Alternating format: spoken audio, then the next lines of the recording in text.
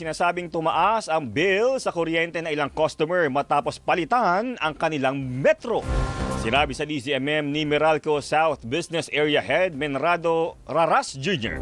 na posibleng tumaas ang bill na ilang customer dahil sa tinatawag na Service Irregularity Bill o kuryenteng nagamit pero hindi rumehistro sa metro. Kadalasan anyang dahil ito sa tampering o pinakialaman ng metro o dahil sa mga iligal na koneksyong tinatawag na jumper. Dagdag ni Raras, karaniwang nadidiskubre ito ng Meralco sa routine inspection, gayon din sa anonymous tip.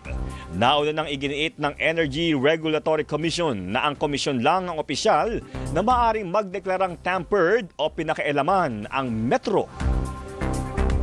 Yan yung tinatawag nating Service Irregularity Bill o tinatawag naming Differential Bill. Ito ay singil na kuryenteng nagamit ngunit hindi rumihistro sa metro o hindi ito nabayaran dahil sa mga irregularidad. Ang ginagawa ng Meralco, sinisingil lang natin yung dapat na ang konsumo mo way back na up to 60 billing months or kung ano man yung informasyon na meron kami.